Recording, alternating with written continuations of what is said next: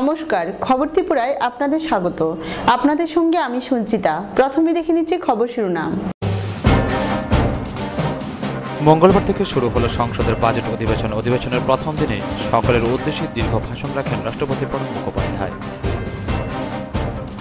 2008 সালের মুম্বাই হামলায় মাস্টারমাইন্ড তথা জঙ্গি সংগঠন জামাত উদ দাওয়ার প্রতিষ্ঠাতা হাফিজ সইদের আটক প্রসঙ্গে সতর্ক প্রতিক্রিয়া দেখাল ভারত।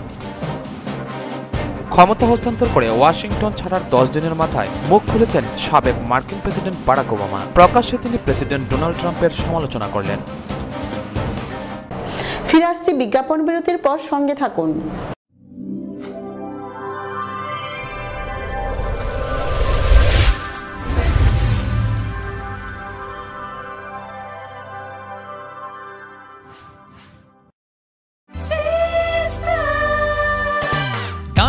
সবজি মশলার কেরামতি গুরুমানে প্রতিঘর সিস্টেম স্পাইসি কষা কিংবা ঝোল করো আমিষ হোক নিরামিষ সিস্টার গুণে সব রান্না স্বাদে হয় সঠিক।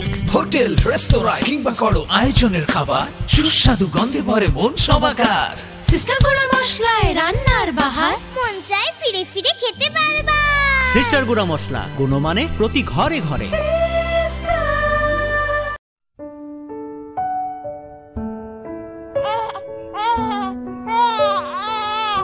ভালো আছে ছোট্ট সোনা? খুব ভালো, ঠিকই কইসলা। স্বাস্থ্য প্রতিষ্ঠানে প্রসব নিরাপদ। ঠিক তাই, এখন নবজাতকের ক্ষেত্রে সার্বিক স্বাস্থ্যবিধি মেনে চলবেন। মনে রাখবেন, আজকের শিশু আগামী দিনের ভবিষ্যৎ। স্বাস্থ্য ও পরিবার কল্যাণ সমিতি, স্বাস্থ্য ও পরিবার কল্যাণ দপ্তর, ত্রিপুরা সরকার। স্মার্ট হচ্ছে গোটা পৃথিবী, তাই আরো স্মার্ট হয়ে উঠেছি আমরা আপনার স্বপ্নের বাড়িটিকে সাজিয়ে তুলতে। জনসন, হিন্দওয়ে এবং জ্যাগুয়ার মতো সুবিখ্যাত কোম্পানির স্মার্ট সব কালেকশন পাবেন আমাদের এখানে, তাও আপনার বাজেটের মধ্যে। এছাড়া রয়েছে সোলো স্যানিটারি ওয়্যার এবং প্রিন্স পাইপ অ্যান্ড ফিটিংসের অতুলনীয় সব ডিজাইনের সম্ভার। গ্যারান্টি সহকারে সবচেয়ে কম দামে আপনার ঘরটিকে স্মার্ট করে সাজিয়ে তুলতে চলে আসুন আমাদের শোরুমে। Eureka mosaic tiles and sanitation, 9 Mantribari road, post office Choumuhani, Agartala.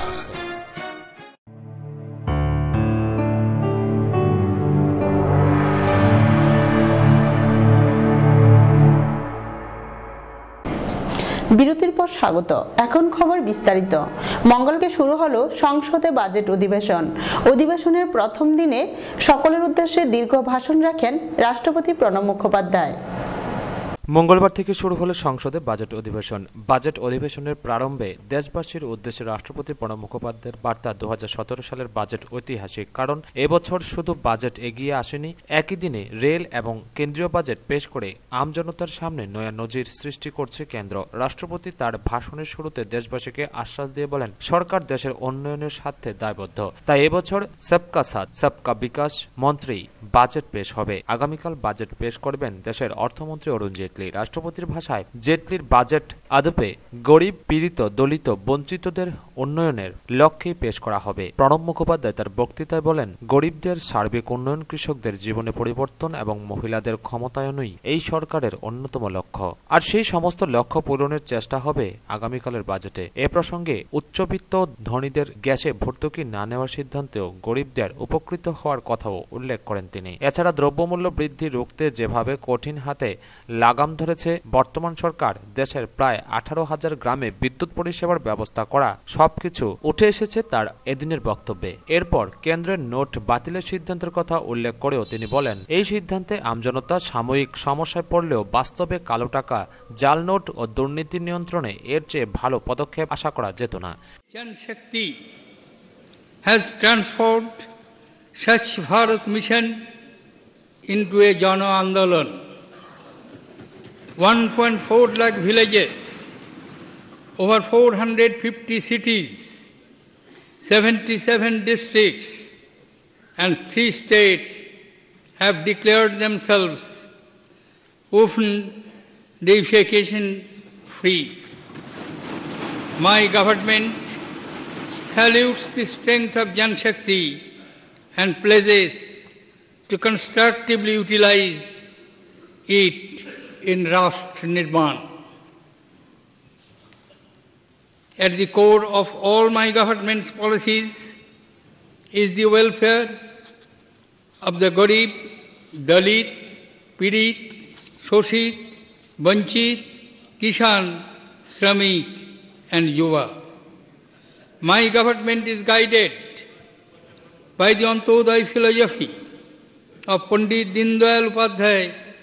His centenary year is being observed as Garib Kalyan Bars.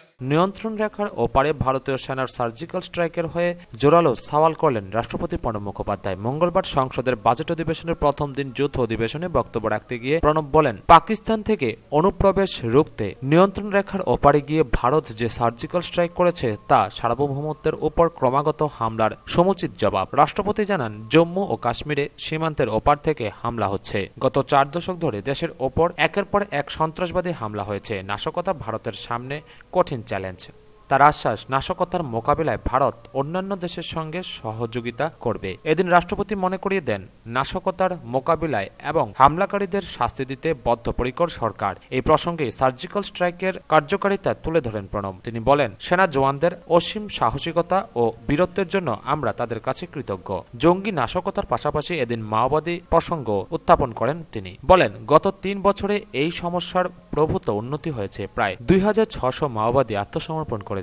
আগের তুলনায় দেশের উত্তর পূর্বেও পরিস্থিতি অনেকটাই স্বাভাবিক হয়েছে বলেও জানান রাষ্ট্রপতি। On 29 September 2011, our defense forces successfully conducted surgical strikes at several launch pads along the line of control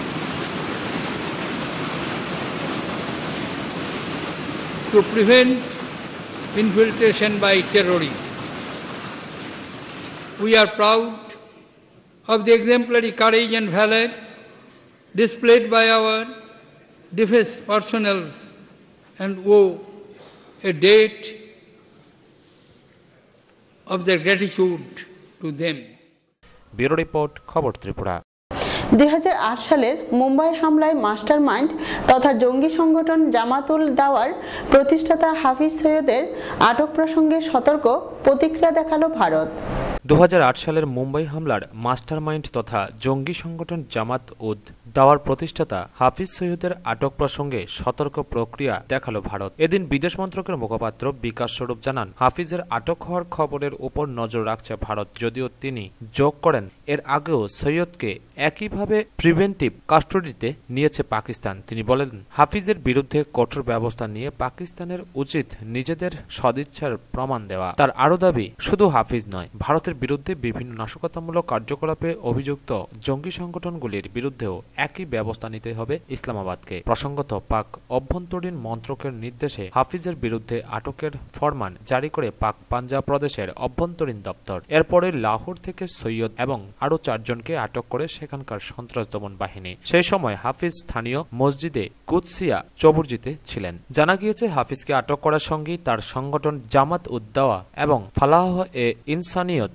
ফাউন্ডেশনকেও সংযুক্ত রাষ্ট্রপুঞ্জের 1267 নম্বর प्रस्ताव अनुযায়ী नजरदारीते रखा হয়েছে।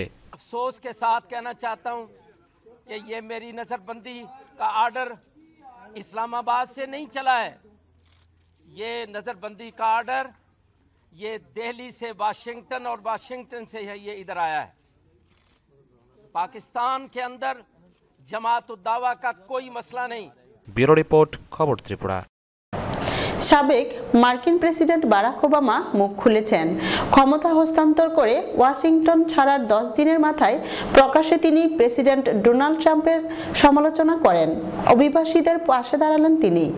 সাবেক মার্কিন প্রেসিডেন্ট বারাক ওবামা মুখ খুলেছেন। ক্ষমতা হস্তান্তর করে ওয়াশিংটন ছাড়ার 10 দিনের মাথায় প্রকাশ্যে তিনি প্রেসিডেন্ট ডোনাল্ড ট্রাম্পের সমালোচনা করলেন, অভিবাসীদের পাশে দাঁড়ালেন। অভিবাসী কমাতে ট্রাম্পের নির্বাহী আদেশের প্রতিবাদে যুক্তরাষ্ট্র জুড়ে বিক্ষোভ চলছে। সেদিকে ইঙ্গিত করে ওবামা বলেছেন, নাগরিকেরা তাদের সাংবিধানিক অধিকার প্রয়োগ করছেন, সমাবেশ করছেন, তাদের বক্তব্য জনপ্রতিনিধিদের মাধ্যমে তুলে ধরার চেষ্টা চালাচ্ছেন। যুক্তরাষ্ট্রের মূল্যবোধ যখন প্রশ্নবিদ্ধ, তখনই এমনটাই হওয়া উচিত। স্থানীয় সময় সোমবার বারাক ওবামার মুখপাত্র মুখপাত্র কেভিন লুইস বলেছেন, অভিবাসী নিষেধাজ্ঞায় ট্রাম্পের নির্বাহী আদেশ বারাক ওবামার নির্বাহী আদেশের অনুরূপ এমন প্রচারণা চলছে। ট্রাম্পের দাবি, ওবামা 2011 সালে বেশ কয়েকটি দেশের নাগরিকদের যুক্তরাষ্ট্রে প্রবেশ নিষিদ্ধ করেছিলেন। এরকম প্রচারণায় আহত হয়েছেন ওবামা। ওবামার মুখপাত্র বলেন, 2011 সালে সাবেক প্রেসিডেন্ট বারাক ওবামার নির্বাহী আদেশে শুধু ইরাকি শরণার্থীর কথা বলা হয়েছিল, তবে সেখানে নিষেধাজ্ঞা জারি করা হয়নি। ওবামা কোনো মানুষের বিশ্বাস ও ধর্মের প্রতি বিদ্বেষ দেখানো নিয়ে মৌলিকভাবে দ্বিমত পোষণ করেন। কেভিন লুইস বলেন, ওবামা তার বিদায়ী বক্তব্যে বলেন, যুক্তরাষ্ট্রের গণতন্ত্রের পাহারাদার হিসেবে নাগরিকদের দায়িত্ব শুধু নির্বাচন করা নয়, নাগরিকদের সক্রিয় থাকতে হবে। গত শুক্রবার ডোনাল্ড ট্রাম্পের জারি করা নির্বাহী আদেশকে চ্যালেঞ্জ করে বেশ কয়েকটি মামলা হয়েছে। এর মধ্যে গত সোমবার আমেরিকান ইসলামিক রিলেশনস দাবি করেছে ট্রাম্পের আদেশ বিতর্কিত। এতে মার্কিন সংবিধানের প্রথম সংশোধনীর লঙ্ঘন হয়েছে। প্রথম সংশোধনীতে যুক্তরাষ্ট্রের নাগরিকদের ধর্মীয় স্বাধীনতা নিশ্চিত করা হয়েছে। ওয়াশিংটনের গভর্নর জে এনসলি বলেছেন, তিনিও একটি মামলা করার উদ্যোগ নিয়েছেন, কারণ ধর্ম বা জন্মের ভিত্তিতে কোনো মানুষের প্রতি সরকার বিদ্বেষ দেখাতে পারে না। ব্যুরো রিপোর্ট, খবর ত্রিপুরা। আবারও নিয়ে নিচ্ছে ছোট্ট বিজ্ঞাপন বিরতি, সঙ্গে থাকুন।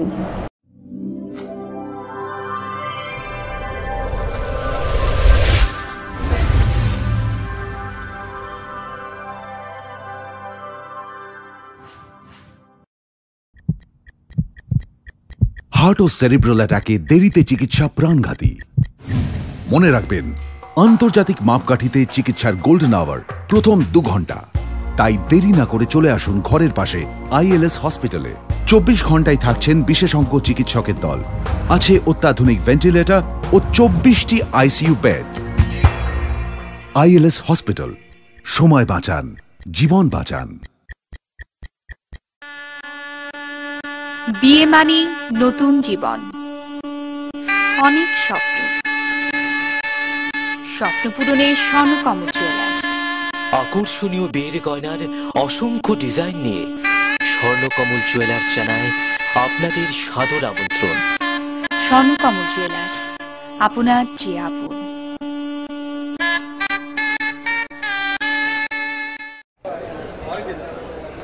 দাদা, ঘরের জন্য টিন দেখান না। দেখাচ্ছি। এই নিন টাটা শক্তি ঢেউ টিন। এটা লাগালে আপনি নিশ্চিন্ত। না না, আমরা গরিব মানুষ, টাটা শক্তির ঢেউ টিন কেনার ক্ষমতা আমাদের নেই। এগুলি খুব দামও হবে। কে বলেছে আপনাকে? টাটা শক্তি টিনের দাম এখন সবার হাতের নাগালে এবং সারা ত্রিপুরাতে একই দামে পাওয়া যাচ্ছে। তাছাড়া এখন 0.20 mm থেকে 0.63 mm পুরু টিনও পাওয়া যাচ্ছে। টাটা শক্তি ঢেউ টিন ISI স্ট্যান্ডার্ডের ওজন নির্ধারণ করে, তাই টিন হয় মজবুত ও শক্তিশালী। আর 120 GSM জিঙ্ক কোটেড হওয়ায় টিন টেকে বছরের পর বছর। সঙ্গে পাবেন টেস্ট সার্টিফিকেটও। তাহলে আমাদের টাটা শক্তি টিনিয়ে দিন। টাটা শক্তি ঢেউ টিন, থাকুন গর্বের সাথে। Authorised distributor Bajrang steel sales corporation, BK road, palace compound, Agartala.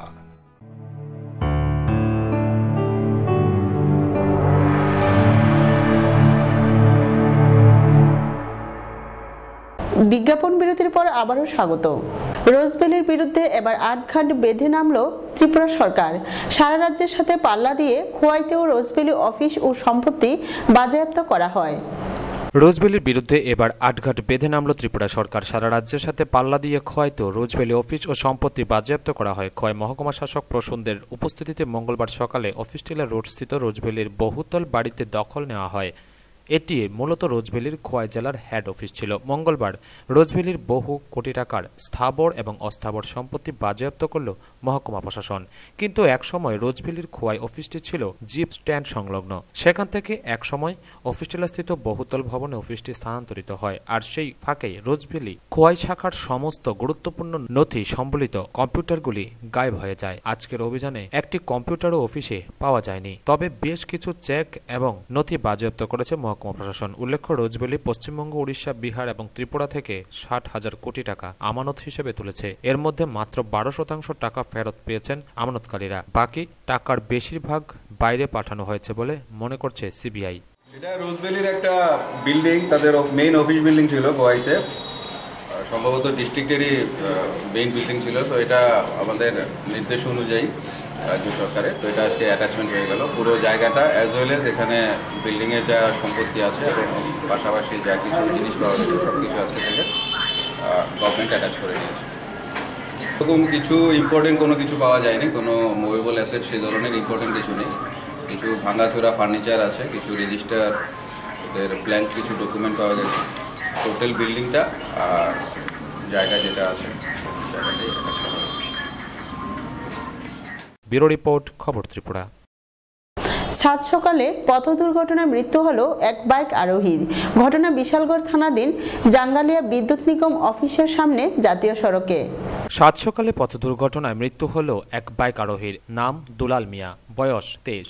বাবার নাম শহীদ মিয়া, বাড়ি বিশালগড়ের ধ্বজনগরে। ঘটনা মঙ্গলবার সকাল 7:30 নাগাদ বিশালগড় থানাধীন জাঙ্গালিয়া বিদ্যুৎ নিগম অফিসের সামনে জাতীয় সড়কে। এদিন সকালে দুলাল মিয়া তার TR01U 6382 নম্বরের বাইক নিয়ে বিশ্রামগঞ্জের দিকে যাওয়ার সময় অপর দিক থেকে দ্রুতগতিতে ধেয়ে আসা TR01M 1678 নম্বরের একটি ডিআই গাড়ির সঙ্গে মুখোমুখি সংঘর্ষ হয়। মুহূর্তেই মাটিতে লুটিয়ে পড়ে বাইক চালক। অগ্নিনির্বাপক দপ্তরের কর্মীরা ছুটে গিয়ে মৃত অবস্থায় তাকে বিশালগড় মহকুমা হাসপাতালে পৌঁছে দেয়। পুলিশ বাইকটি উদ্ধার করে ঘটনা তদন্ত শুরু করেছে। মৃতের বাড়ির লোকজন জানায় দুলাল তার ভাইয়ের মেয়েকে আনতে বিশ্রামগঞ্জ বোনের বাড়িতে রওনা দিয়েছিল। ঘটনায় ধ্বজনগর এলাকায় শোকের ছায়া নেমে আসে।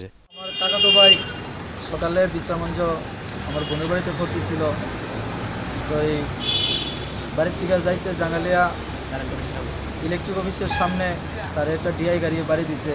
তার নাম দুলাল মিয়া, বাবার নাম শহীদ মিয়া, বাড়ি ধ্বজনগর। জায়গাতে এসে মারা গেছে। এখন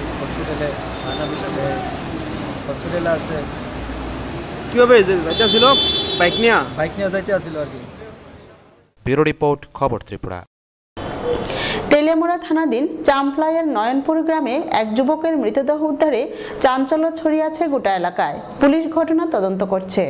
তেলিয়ামুড়া থানাধীন চাম্পাইয়ের নয়নপুর গ্রামে এক যুবকের মৃতদেহ উদ্ধারে চাঞ্চল্য ছড়িয়েছে গোটা এলাকায়। তবে এটা কি হত্যা না আত্মহত্যা, না নেশাগ্রস্ত হয়ে পুকুরের জলে তলিয়ে যায় যুবকটি, তা নিয়েও ক্রমাগত রহস্যের সৃষ্টি হচ্ছে গোটা এলাকায়। ঘটনায় জানা যায় এই এলাকার পেশায় গৃহশিক্ষক প্রণব মজুমদার, বয়স 37। গতকাল রাত 9টা নাগাদ ঘর থেকে বের হয়ে আর ঘরে ফেরেননি। রাত 3টা নাগাদ তার স্ত্রী ঘরে না ফেরায় আত্মীয় স্বজনদের ডেকে খুঁজতে থাকে। সকাল 8টা পর্যন্ত খোঁজে না পাওয়ায় চিন্তিত গোটা পরিবার।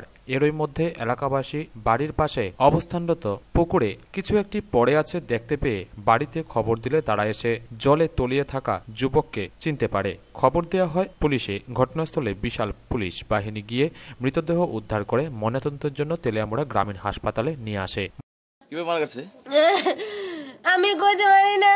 কালকে রাত্রে সন্ধ্যার সময় ডেলি জমনিতে, কালকেও জমনিত গেছে। রাত্র মনে 8টা-9টা ওই বাড়িতে আইছে। আয়া ও ব্রাশটা কলগেটটা এনে রাখছে, ফুলার লেগে বিস্কুটটি রাখছে। এরাই কে গো তোরা ঘুমাই থাক, আমি একটু পরে আমু কয়ে বাইরে দিয়ে দরজাটা লাগাই এই যে গেছে, আর ঘরে ঢুকছে না। মারা গেছে তোমার কি হয়? বাবু কিভাবে মারা গেছে? চলে পড়ে। বাবু কি করতো? কি করতো? টিভি শোনে। এলিকে মরছে কইতে পারোনি? ময়নাতদন্তের পর মৃতদেহটি পরিবারের হাতে তুলে দেওয়া হয়। পুলিশ একটি সাধারণ মামলা নিয়ে ঘটনার তদন্ত চালাচ্ছে। ব্যুরো রিপোর্ট, খবর ত্রিপুরা। রাত পোহালেই বাগদেবীর আরাধনায় মেতে উঠবে সকলে, তাই এখন চূড়ান্ত ব্যস্ততা সকলের মধ্যেই। আর কয়েক ঘন্টা পরেই বাগদেবী সরস্বতীর পূজার্চনা শুরু। মানব সম্পদ তৈরির জ্ঞানের ভাণ্ডার দেবী সরস্বতী। বছরে একবার দেবীর আরাধনায় বিশেষত পড়ুয়ারাই কচিকাঁচা থেকে শুরু করে উচ্চশিক্ষায় অধ্যয়নরত সকলেই বাগদেবীর পূজার্চনায় প্রস্তুতিতে এখন ব্যস্ত। বিদ্যালয় প্রতিষ্ঠানগুলিতে ছোট থেকে বড়, শিক্ষক থেকে শিক্ষিকা সবাই দেবী সরস্বতীর আরাধনায় কোথাও যেন খামতি না থাকে তার জন্য চলছে জোর প্রস্তুতি পর্ব। এদিকে বাগদেবী সরস্বতীর প্রতিমূর্তি নির্মাতারাও নির্দিষ্ট সময়ের মধ্যে মূর্তি প্রস্তুত রাখার জন্য মৃৎশিল্পীদের চলছে ব্যাপক তৎপরতা। কাঠালিয়া ব্লক এলাকায় রবীন্দ্রনগর থেকে নিদয়া অবধি 6 জন মৃৎশিল্পী মূর্তি নির্মাতা, যারা যেমন নিজেদের মতো শিল্পী নৈপুণ্যতায় বাগদেবীকে সাজিয়ে গুছিয়ে নিজেদের কারখানায় প্রস্তুত করে রাখা হয়েছে সারিবদ্ধভাবে বিভিন্ন মডেলে। এদিকে কাঠালিয়া প্রবীণ শিল্পী গৌরাঙ্গ পাল ও নিরঞ্জন সরকার সপরিবার নিয়ে কারখানায় এখনো ব্যস্ত। উভয় শিল্পীরা প্রায় ছোট বড় বিভিন্ন মডেলের 150 শতাধিক মূর্তি রয়েছে প্রস্তুত। ওরা সারা বছরই এই পেশায় সংসার চালিয়ে আসতে হয়, বিকল্প নেই কোনো আয়ের উৎস। তারা জানায় তারপরও অন্য পেশায় যুক্ত না হয়ে চিরাচরিত ঐতিহ্যকে টিকিয়ে রাখার তাগিদে সময় আসলেই বসে থাকা সম্ভব হয় না, যেন এক অদৃশ্য শক্তির টানে কাজে যুক্ত হয়ে যেতে হয়। আমি মিছিল বিকাশ আজকের থেকে ধরেন 25-26 বছর যাবৎ করতেছি। তার মধ্যে দিন দিন জিনিসপত্রের দাম বাড়তে এসছে, অথচ কিন্তু মূর্তির দাম বাড়তে আসছে না। বাড়ছে আগের তুলনায় কিছু বাড়ছে যখন জিনিসপত্রের দরে সেরকম বাড়তেছে না। যেমন এই বছর যে মূর্তি করছি, হয়তো অন্য জায়গায় গেলে এই মূর্তির দাম অন্তত 6-7 হাজার টাকা হবে, কিন্তু এখানে হয়তেছি 4,000, 3,000, 3,500, নিচে দর 5,000, 500 এবং 400, 300 এরকমভাবে। আর কাজের লোক তো পাওয়া যায় না। যে জিনিসপত্রের দাম এই মানে বেচা বিক্রি করে মানে পুষতে আসে না, অনেক কষ্টে মানে ইয়ে করতে লাগে। নারায়ণ বৈদ্যের রিপোর্ট, খবর ত্রিপুরা। মহারাষ্ট্রের লাতুরে বিষাক্ত গ্যাসে 9 জনের মৃত্যু। খবর পেয়ে ঘটনাস্থলে পৌঁছেন দমকল কর্মীরা, কিন্তু গ্যাসের ঝাঁঝালো গন্ধে উদ্ধার কাজ শুরুই করতে পারেননি তারা। মহারাষ্ট্রের লাতুরে বিষাক্ত গ্যাসে 9 জনের মৃত্যু। মহারাষ্ট্র শিল্পোন্নয়ন নিগম পরিচালিত কীর্তি অয়েল মিলের ট্যাঙ্ক পরিষ্কার করতে নেমেছিলেন কয়েকজন কর্মী। বিষাক্ত গ্যাসে তারা অচৈতন্য হয়ে পড়েন। তাদের উদ্ধার করতে গিয়ে অসুস্থ হয়ে পড়েন আরও কয়েকজন কর্মী। খবর পেয়ে ঘটনাস্থলে পৌঁছান দমকল কর্মীরা, কিন্তু গ্যাসের ঝাঁঝালো গন্ধে উদ্ধার কাজ শুরুই করতে পারেননি তারা। পরে ট্যাঙ্ক থেকে 9 জনের দেহ উদ্ধার হয়। ঘটনা তদন্ত শুরু হয়েছে। हरुमल में कीर्ति ऑयल मिल बोल के है, यहाँ पे 3 बजे 4 आदमी, एक हाउस है यहाँ पे जो कि 10 बाय 12 है। 12 फीट के हाउस में सिर्फ 2 फुट गाड़ है, तो 2 फुट गाड़ निकालने के लिए अंदर गए थे। अंदर करंट लगा या ऑक्सीजन का गैस तैयार हो गया, ये इनको मालूम नहीं। ब्यूरो रिपोर्ट, खबर त्रिपुरा। শান্তিরবাজার মহকুমার বগাফা ব্লকের অন্তর্গত শালথাংমনো এডিসি ভিলেজের মানুষ নিজেদের অর্থনৈতিকভাবে স্বনির্ভর করার স্বপ্ন দেখছেন রেগা প্রকল্পে 11টি পুকুর পেয়ে। গ্রামীণ এলাকার মানুষ নিজেদের অর্থনৈতিকভাবে স্বনির্ভর করার স্বপ্ন দেখছেন রেগা প্রকল্পে 11টি পুকুর পেয়ে। বিবরণে জানা যায়, শান্তিরবাজার মহকুমায় বগাফা ব্লকের অন্তর্গত শালথাংমনো এডিসি ভিলেজে 11টি পুকুর খনন করা হবে। প্রত্যেকটি এককানি জমির উপর তৈরি করা হবে। প্রত্যেকটি পুকুরে শ্রম দিবস লাগবে 1,485 মেন্ডেজ, অর্থ খরচ হবে 2,55,000 করে। সবচেয়ে উল্লেখযোগ্য যে বিষয়, শালথাংমনো ভিলেজে রেগার তত্ত্বাবধান করার জন্য 2 জন জিআরএস শৈলেন রিয়াং এবং সুমিত্রশীল থাকলেও প্রায় তাদের দেখা যায় দায়িত্বহীনভাবে কাজ চালাচ্ছে। সুমিত্রশীল এই পুকুরের কাজের জন্য কিছু শ্রমিকরা এসে পুকুর খননের জন্য সকাল থেকে দুপুর পর্যন্ত বসে থাকলেও সেই জিআরএস সুমিত্রশীল বাবুকে দেখা গেল না। শেষে খবর পেয়ে বগাফা ব্লকের বিডিও এবং ইঞ্জিনিয়ার মেম্বার ছুটে এসে তাদের কাজ বুঝিয়ে দেন।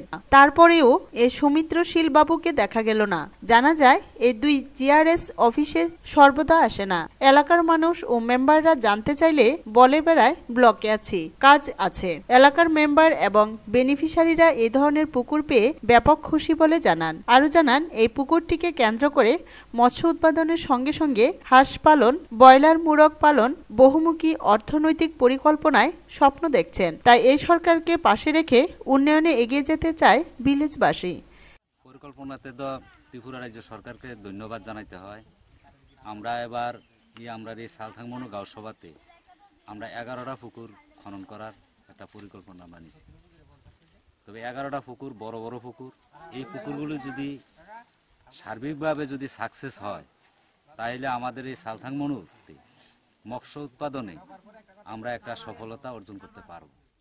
পরিকল্পনাটা নেওয়া হয়েছে কেন্দ্রীয় সরকার এবং রাজ্য সরকার থেকে। এটা একটা ভালো উদ্যোগ। গ্রামের ভিলেজের উন্নয়নের স্বার্থে যে পরিকল্পনা নেওয়া হয়েছে, যে এই পুকুর খনন করে দিলে মানে গ্রামের মানুষের উপকার হবে। ব্যুরো রিপোর্ট, খবর ত্রিপুরা। আগামী 5 এবং 6 ফেব্রুয়ারি এসএফআই সোনামুড়া বিভাগীয় কমিটির 17তম সম্মেলন অনুষ্ঠিত হবে মহকুমার ধনপুর বিধানসভা এলাকার মাছিমা কমিউনিটি হলে। আগামী 5 এবং 6 ফেব্রুয়ারি সারা ভারত ছাত্র ফেডারেশন সোনামুড়া বিভাগীয় কমিটির 17তম সম্মেলন অনুষ্ঠিত হবে। এবার সম্মেলন অনুষ্ঠিত হচ্ছে মহকুমার ধনপুর বিধানসভা এলাকার মাছিমা কমিউনিটি হলে। বিভাগের 12টি অঞ্চল থেকে মোট 224 জন প্রতিনিধি এ দুদিনব্যাপী ত্রিবার্ষিক সম্মেলনে অংশ নেবে। এই সম্মেলনে বিগত দিনের সামগ্রিক ত্রুটি দুর্বলতা ও সফলতার দিনগুলো সহ স্পষ্ট পুঙ্খানুপুঙ্খভাবে আলোচনা পর্যালোচনা করে সামনে এগিয়ে চলার মূল যে লক্ষ্য শিক্ষায় বাণিজ্যিকীকরণ, গেরুয়াকরণের আক্রমণ প্রতিহত করা এবং সাম্প্রদায়িকতার বিরুদ্ধে ঐক্য ও সম্প্রীতি রক্ষায় মতাদর্শগত সংগ্রামকে বলিয়ান সহ বিস্তৃত দিক নির্দেশনা হবে এবারকার শাসক দলের অঙ্গ সংগঠন ছাত্র শিবিরে। সংগঠন সূত্রে জানা গেছে তেজি করা হবে ছাত্র সংগ্রাম। তারই ফলশ্রুতিতে রাজনৈতিক তাৎপর্যের প্রেক্ষাপটে দাঁড়িয়ে ছাত্র সম্মেলনকে সামনে রেখে জনগণকে আকৃষ্ট করার লক্ষ্যে গত 2 দিন ধরে নানা প্রচার কর্মসূচির অঙ্গ হিসেবে প্রীতি ক্রিকেট টুর্নামেন্ট সহ সড়ক পথে পতাকা ঝুলানো ইত্যাদিতে ব্যাপক জোর প্রস্তুতি চলছে। আন্তর্জাতিকতাবোধ, প্রগতিশীল চিন্তা দ্বারা প্রসূত কাজেই আগামী দিনে এই ধরনের আসর বা এই ধরনের প্রতিযোগিতার আসর আমরা আরো বাড়াতে চাই। সবাই আমরা এগিয়ে যাব, আমাদের দেশের বিকাশ ঘটাবো, আমাদের নব উদ্যমে আমরা এই দেশকে এগিয়ে নিয়ে যাব। ব্যুরো রিপোর্ট, খবর ত্রিপুরা। কৈলাসহরে ফরেস্ট অফিস রোডে সরস্বতী মূর্তি নিয়ে ধুমধুমার কাণ্ড, এমনকি ধাক্কাধাক্কি দেখে নেওয়ার হুমকিও দেওয়া হয়। মূর্তির কাজ প্রায় 95% শেষ। ঠিক সেই সময় কৈলাসহরের হিন্দু জাগরণ মঞ্চের নেতা দীপক ভট্টাচার্যের নেতৃত্বে কয়েকজন যুবক ফরেস্ট অফিস রোডে অবস্থিত সুব্রত পালের দোকানে এসে সুব্রতকে দীপক বাবু বলেন, এই মূর্তি কে বানিয়েছে, এই মূর্তি ভেঙে ফেলতে হবে। এই কথাগুলি বলে সুব্রত পালকে শাসাতে শুরু করে। সঙ্গে সঙ্গেই সুব্রত পাল এবং তার পাশের দোকানদাররা প্রতিবাদ করেন। ফলে প্রায় আধ ঘন্টা পরিবেশ উত্তপ্ত হয়ে ওঠে। দীপক বাবুর বক্তব্য, স্কুটিতে সরস্বতীকে বানানো হওয়ায় সরস্বতীকে অবমাননা করা হচ্ছে, এটা হিন্দু বিরোধী কাজ। অপরদিকে মূর্তির কারিগর সুব্রত পাল বলেন, এটা আমার মস্তিষ্ক প্রসূত নয়। যারা আমাকে মূর্তি বানানোর অর্ডার দিয়েছেন তারাই আমাকে বলেছেন স্কুটিতে বসা সরস্বতী বানানোর জন্য। তারপরেও বলছি, প্রায় 1 মাস ধরে কষ্ট করে আমি এই জায়গায় রাস্তার পাশে বসে মূর্তি তৈরি করেছিলাম, তখন কেন আমাকে বাধা দেওয়া হয়নি? আমার মূর্তির দাম 15,000 টাকা। আমাকে টাকা দিয়ে মূর্তি নিয়ে যা খুশি করো, আমার অসুবিধা নেই। আমার চিনিনা তাই আমার কাকু সম্ভবত আইয়া কইতাছে মূর্তি কেন বানাইছি। আমি শিল্পী, মানুষের যেরকম আমার আইব আমি মানুষের মনোভাবটা মাটির মধ্যে প্রকাশিত করবো, আমার মাধ্যমে এটা প্রকাশিত হইব। তখন তারা আইয়া কইতাছে মূর্তি ভাঙিলাও, এই করিলাও, সেই করিলাও, নানান ধরনের আমার উপরে টর্চার চলছে। তখন আমার টেকা দেও তারা, আমি 1 মাস ধরে এই মূর্তির উপরে খাটলাম। আমার বউ বাচ্চা ফুলা পান মারে লইয়া, ছোট বাইরে লইয়া, এই রাস্তাত বইয়া, রোদ বৃষ্টি খাইয়া, দুলা খাইয়া খাটলাম। তারা আমার টেকা দেও, মজুরি দেও, নিয়া মঞ্চ হয় কিতা করবো করো। আমরা জানি মা সরস্বতী সবচেয়ে পবিত্র এবং শিক্ষার জীবনে তিনি আমাদের আলোর ধারা। সেই আলোর ধারাকে এই উলঙ্গভাবে একটা স্কুটিতে বসে কেউ পূজা করবে বা সেই শিল্পীও বানাবে, সেটা আমাদের কাছে দুঃখের ব্যাপার। তাই আমরা তার প্রতিবাদ করতেছি এবং সেই মূর্তি যাতে কোনো মতেই পূজা মণ্ডপে না যায় এবং যারা পূজা করতেছে তার বাধা দিব আমরা। মালিকের পক্ষ থেকে কইতেছে যে এটা তো আমরা আজকে না 15-20 দিন আগে থেকে বানাইতেছি, ওপেন বানাইতেছি, তখন কেন আমাদের প্রতিবাদ করে না? সেই মূর্তি বানাইতেছে না কি বানাইছে সেটা আমরা জানার কথা না। যখন মূর্তির আকৃতি দেখবো তখনই সেটা প্রশ্ন হইয়া দাঁড়াইছে, এর আগে অব্দি না। এবং মালিক আরেকটা জিনিস জানাইছিল যে আমি তো গরিব মানুষ না, আমরা যদি টাকা দেওয়া হয় ন্যায্য মূল্য, এরপরে মূর্তি নিয়ে যা কিছু। আর একজন শিল্পী যদি, একজন মূর্তি শিল্পী যদি যে কোনোভাবে মূর্তি বানাইলে আর সেই মূর্তিটা বলে টাকা দিতে হবে, সেটাও ঠিক না, সেটা শিল্পী ঠিক না। ব্যুরো রিপোর্ট, খবর ত্রিপুরা। খবর শেষ করার আগে আবারও দেখে নিচ্ছি খবর শিরোনাম। মঙ্গলবার থেকে শুরু হলো সংসদের বাজেট অধিবেশন। অধিবেশনের প্রথম দিনে সকলের উদ্দেশ্যে দীর্ঘ ভাষণ রাখেন রাষ্ট্রপতি প্রণব মুখোপাধ্যায়। 2008 সালের মুম্বাই হামলায় মাস্টার মাইন্ড তথা জঙ্গি সংগঠন জামাত উদ দাওয়ার প্রতিষ্ঠাতা হাফিজ সইদের আটক প্রসঙ্গে সতর্ক প্রতিক্রিয়া দেখালো ভারত। ক্ষমতা হস্তান্তর করে ওয়াশিংটন ছাড়ার 10 দিনের মাথায় মুখ খুলেছেন সাবেক মার্কিন প্রেসিডেন্ট বারাক ওবামা। প্রকাশ্যে তিনি প্রেসিডেন্ট ডোনাল্ড ট্রাম্পের সমালোচনা করলেন। এখনকার মতো খবর এ পর্যন্তই। সঙ্গে থাকুন, দেখতে থাকুন খবর ত্রিপুরা। নমস্কার।